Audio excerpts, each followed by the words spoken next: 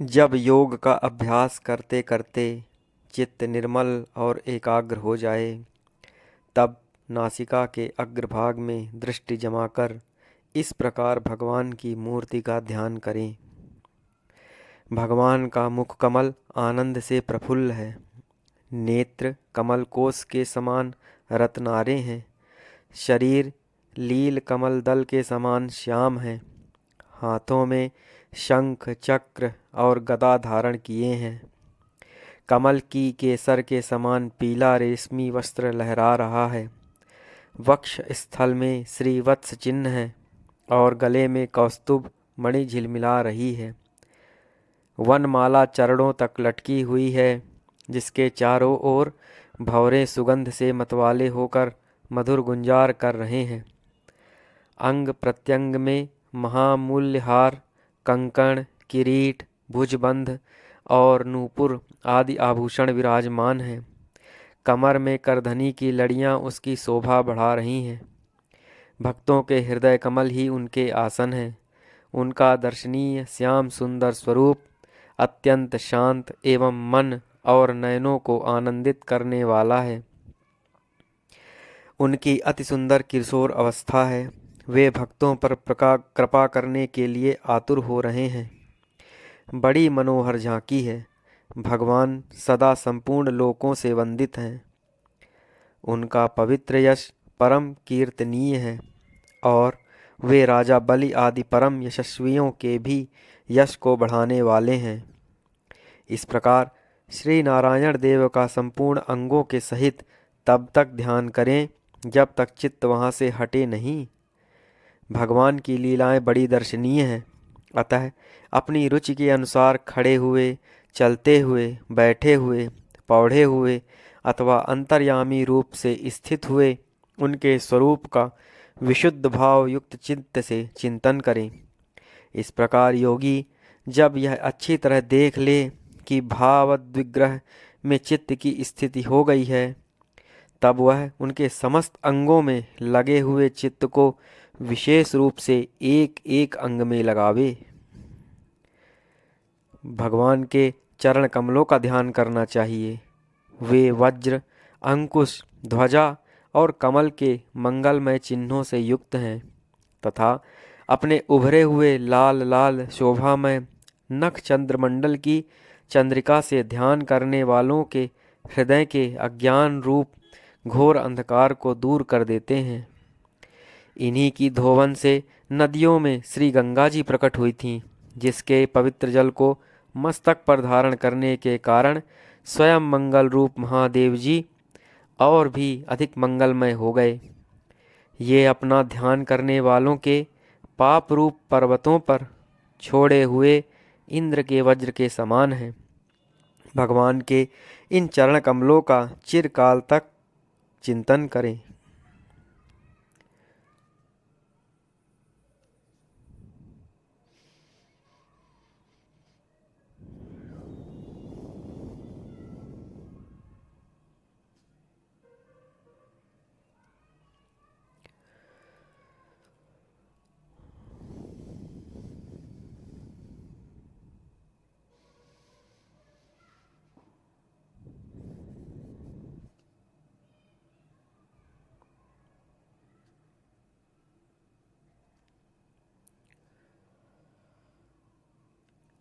भाव भयहारी अजन्मा श्री हरि की दोनों पिंडलियों एवं घुटनों का ध्यान करें, जिनको विश्वविधाता ब्रह्मा जी की माता सुरवंदिता कमल लोचना लक्ष्मी जी अपनी जांघों पर रखकर अपने कांतिमान कर किसलियों की कांति से लाड़ लड़ाती रहती हैं।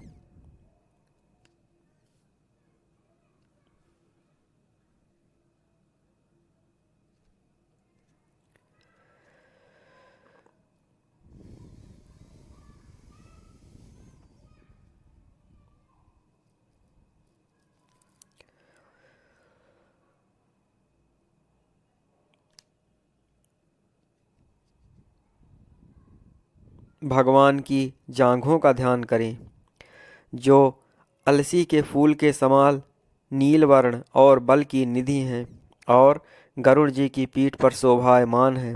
भगवान के नितंब बिंब का ध्यान करें जो एड़ी तक लटके हुए पीतांबर से ढका हुआ है और उस पीतांबर के ऊपर पहनी हुई सुवर्णमयी करधनी की लड़ियों को आलिंगन कर रहा है।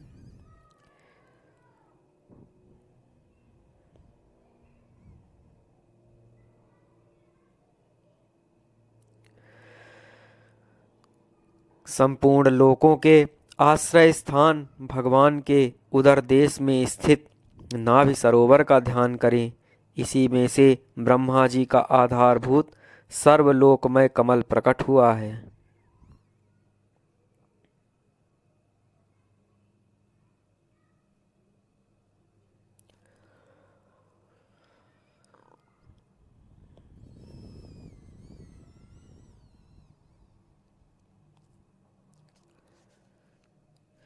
प्रभु के श्रेष्ठ मरकतमणि सदृश दोनों स्तनों का चिंतन करें जो वक्ष स्थल पर पड़े हुए शुभ्र हारों की किरणों से गौरवर्ण जान पड़ते हैं।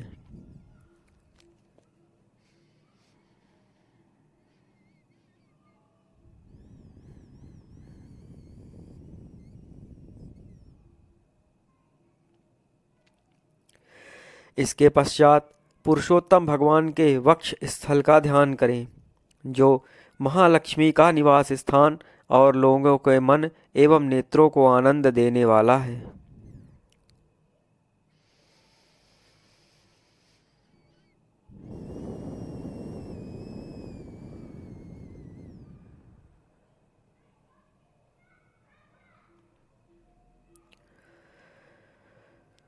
फिर संपूर्ण लोकों के वंदनीय श्री भगवान के गले का चिंतन करें जो मानो कौस्तुभ मणि को भी सुशोभित करने के लिए ही उसे धारण करता है।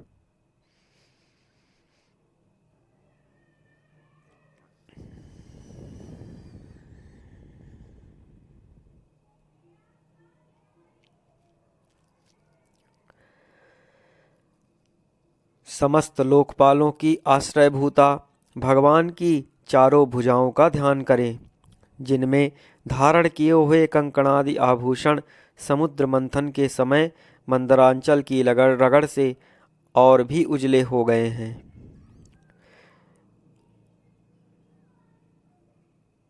इसी प्रकार जिसके तेज को सहन नहीं किया जा सकता उस सहस्त्र धरों वाले सुदर्शन चक्र का और उनके कर कमल में राजहंस के समान विराजमान शंख का चिंतन करें।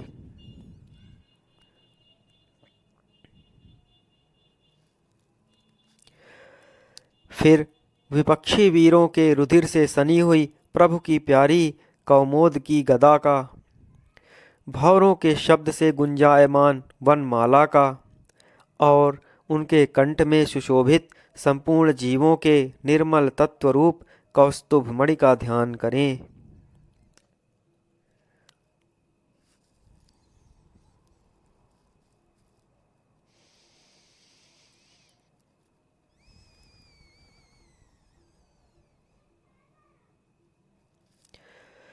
भक्तों पर कृपा करने के लिए ही यहाँ साकार रूप धारण करने वाले श्री हरि के मुख कमल का ध्यान करें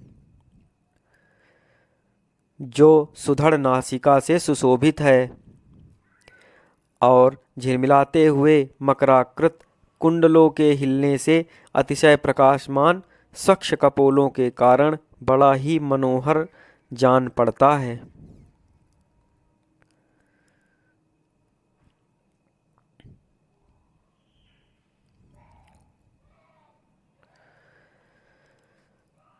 काली काली घुंघराली अलकावली से मंडित भगवान का मुखमंडल अपनी छवि के द्वारा भ्रमरों से सेवित कमल कोश का भी तिरस्कार कर रहा है और उसके कमल सदृश विशाल एवं चंचल नेत्र उस कमल कोश पर उछलते हुए मछलियों के जोड़ों की शोभा को मात दे रहे हैं।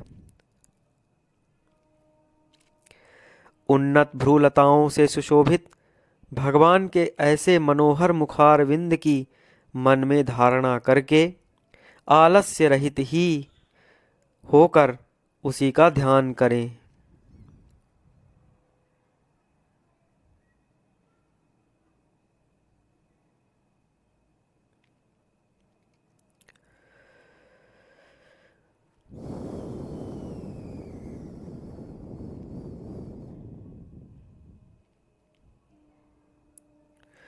हृदय गुहा में चिरकाल तक भक्तिभाव से भगवान के नेत्रों की चितवन का ध्यान करना चाहिए, जो कृपा से और प्रेम भरी मुस्कान से क्षण क्षण अधिकाधिक बढ़ती रहती है, विपुल प्रसाद की वर्षा करती रहती है और भक्तजनों के अत्यंत घोर तीनों तापों को शांत करने के लिए ही प्रकट हुई है।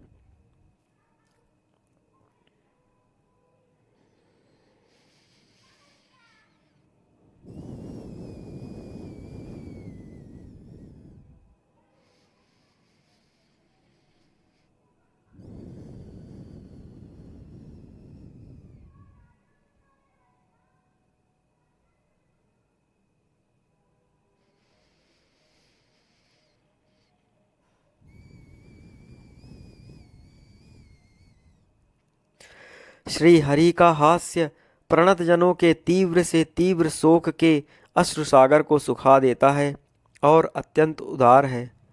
मुनियों के हित के लिए कामदेव को मोहित करने के लिए ही अपनी माया से श्री हरि अपने भ्रूमंडल को बनाया है, उसका ध्यान करना चाहिए।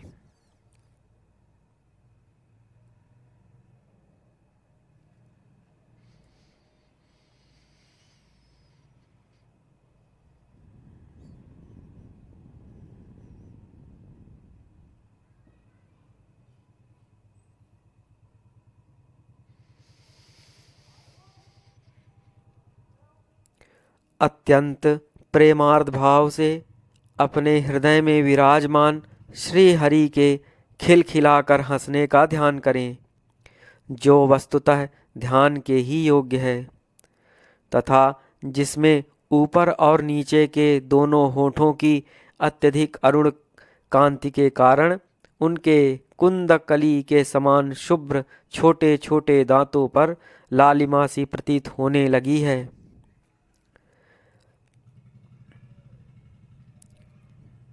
इस प्रकार ध्यान में तन्मय होकर उनके सिवा किसी अन्य पदार्थ को देखने की इच्छा न करें।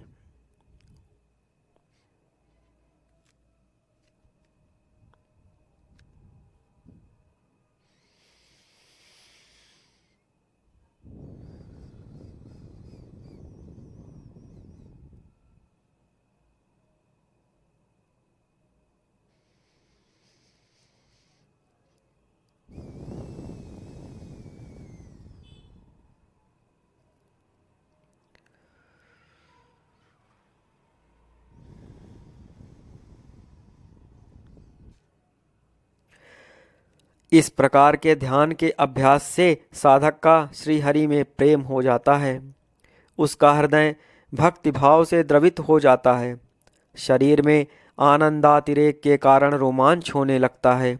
उत्कंठा जनित प्रेमाश्रुओं की धारा में वह बारंबार अपने शरीर को नहलाता है और फिर मछली पकड़ने के कांटे के समान श्री हरि को वह अपनी ओर आकर्षित करने के साधन रूप अपने चित्त को भी धीरे धीरे ध्येय वस्तु से हटा लेता है। जैसे तेल आदि के चुक जाने पर दीप शिखा अपने कारण रूप तेजस तत्व में लीन हो जाती है, वैसे ही आश्रय विषय और राग से रहित होकर मन शांत ब्रह्माकार हो जाता है। इस अवस्था के प्राप्त होने पर जीव गुण प्रवाह रूप देहादि उपाधि से निवृत्त हो जाने के कारण ध्याता ध्येय आदि विभाग से रहित एक अखंड परमात्मा को ही सर्वत्र अनुगत देखता है। योगाभ्यास से प्राप्त हुई चित्त की इस अविद्या रहित लय रूप निवृत्ति से अपनी सुख दुख रहित ब्रह्म रूप महिमा में स्थित होकर परमात्म तत्व का साक्षात्कार कर लेने पर वह योगी जिस सुख दुख के भोक्तृत्व को पहले अज्ञानवश अपने स्वरूप में देखता था, उसे अब अविद्याकृत अहंकार में ही देखता है। जिस प्रकार मदिरा के मद से मतवाले पुरुष को अपनी कमर पर लपेटे हुए वस्त्र के रहने या गिरने की कुछ भी सुधि नहीं रहती, उसी प्रकार चर्मावस्था को प्राप्त हुए सिद्ध पुरुष को भी अपनी देह के उठने बैठने अथवा दैवश कहीं जाने या लौट जाने के विषय में कुछ भी ज्ञान नहीं रहता, क्योंकि वह अपने परमानंदमय रूप में स्थित है। बोलो श्री सद्गुरुदेव भगवान की जय। जय गुरुदेव, जय गुरुदेव, जय गुरुदेव।